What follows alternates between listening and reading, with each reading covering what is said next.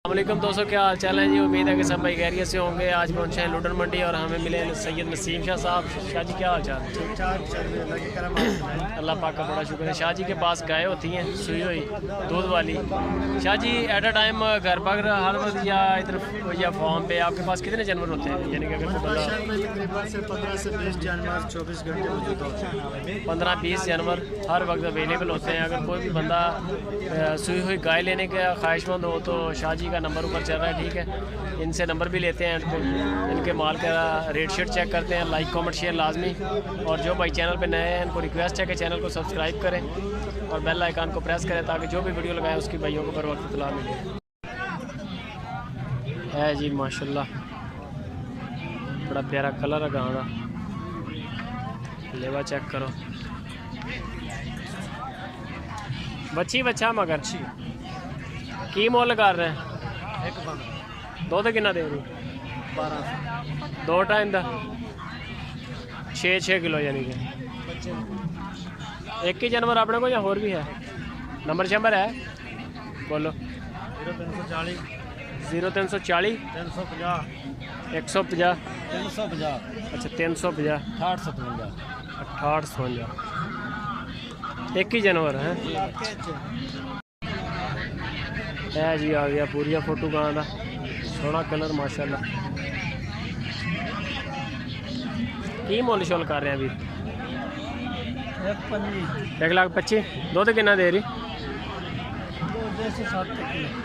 7 kilo एक time का, 2 time का? 2 टाइम का यानी कि 14 किलो। पिछे बच्ची बच्चा बच्चा पिछे है जी बच्चा। तो 1,25,000 1,25,000 रुपया मुल है जी। आ गया पूरी गाँव का फोटो मंडी।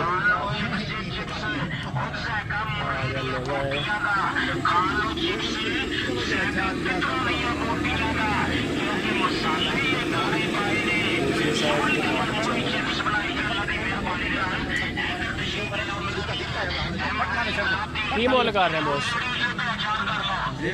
की मुल कर रहे हैं? 1,10,000।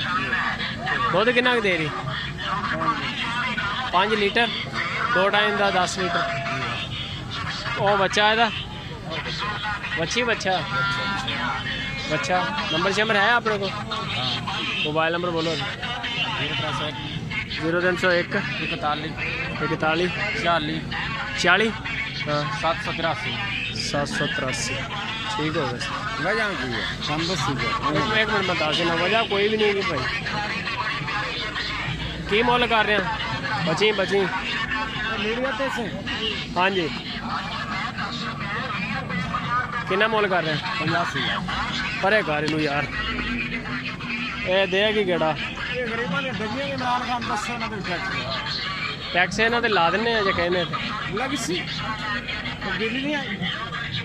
जी 85,000 रुपये। ओए बच्चा भी है मगर ये कली किथे आ? अच्छा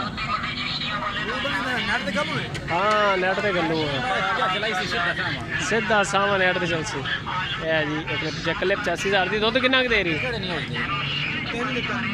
3 लीटर। ये सुपर टीवी पाकिस्तान का बेहतरीन यूट्यूब चैनल है। पाकिस्तान का बेहतरीन यूट्यूब चैनल सुपर टीवी। सारे की मुल कर रहे हैं?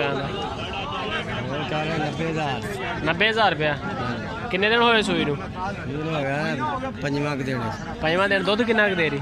दुध है टाइम तक 4 किलो 4 किलो एक टाइम का। 4 किलो 8 किलो दुध है यानी कि। बच्चे को किन्ने दुध थान पे? 1 2 किलो 1.5 छाड़ दी। किलो किनू छड़ देंगे? 90,000 रुपया। एक ही जानवर अपने को? हाँ जी। नस्ल केड़ी है? रोई देसी चोलस्तानी देसी है जी। चेक कर सकते हो, सोहनी वेड़ है। 90,000 रुपया जी माशाल्लाह।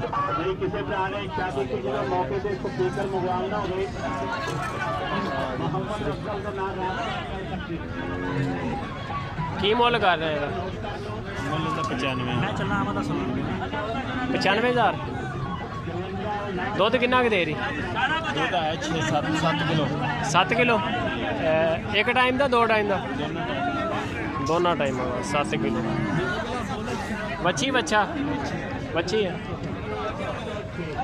अच्छा जी बच्ची हैगी है सारी आ गई फोटो